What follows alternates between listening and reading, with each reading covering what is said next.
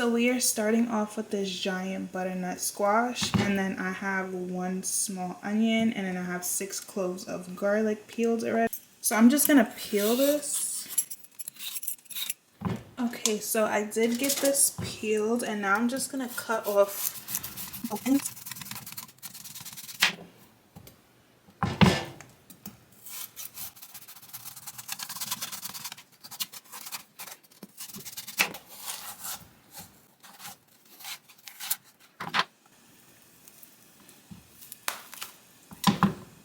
And then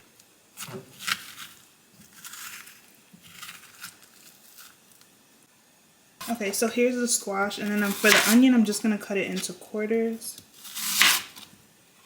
And now we're gonna transfer this to. So I'm gonna add our squash, gonna add onions, and then the garlic I'm just gonna throw in here just so they don't get like dry. Then I'm gonna drizzle this all with some olive oil.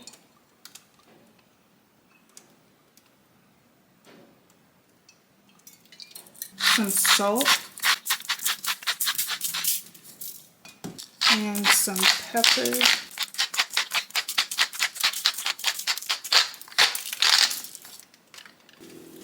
So this is after about 1 hour, and basically you want to do a fork test just to make sure it's ready, and it should just easily go through. So now I'm gonna add my squash into here. I'm just going to mash this up. You could use a blender, but I don't have a big enough blender, so we're gonna make it work. So this is me mashing it. Okay, so now that I have this, so I have some coconut milk. I would actually like to use coconut cream, but this is what I have on hand, so we're gonna make it work. So I'm gonna add about half of the can. Now in my immersion blender, I'm just going to blend this up.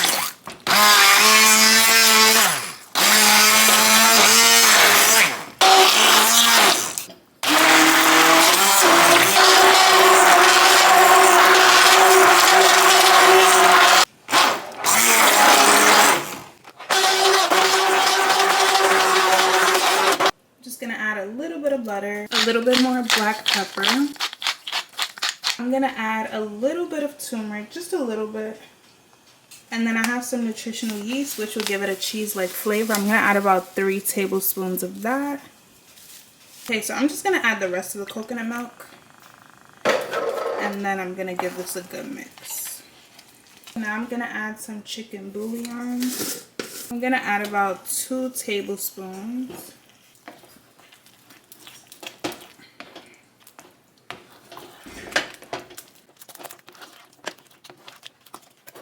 Broccoli and the macaroni, I'm just gonna dump them back into a bowl. Just gonna add the sauce to it. I'm just gonna get this a bit. So once pretty combined, I'm gonna add this back into the pan.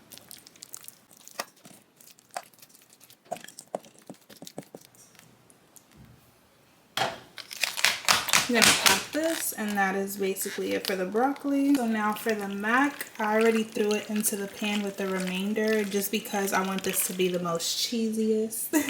So I'm gonna give this a good mix. Y'all, don't this look like mac and cheese?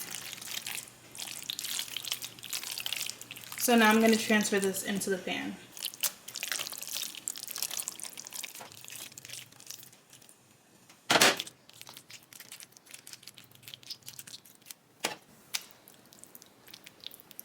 Now into the oven on 350 for about 40 minutes. So first we have our mac and cheese. The best way I could describe this, it's like a mac and cheese made with sweet cream. So it has like a nice creamy texture to it, and also a sweetness just because the butternut squash is sweet. But honestly, this makes a great mac and cheese swap because also the nutritional yeast gives it that nice cheesy like flavor. And then with the use of coconut cream, which I recommend you do in this recipe, it just brings everything all along together. Help your girl out. If you have any dairy-free mac and cheese recipes, please drop the details in the comments below because I need help on this transition, y'all.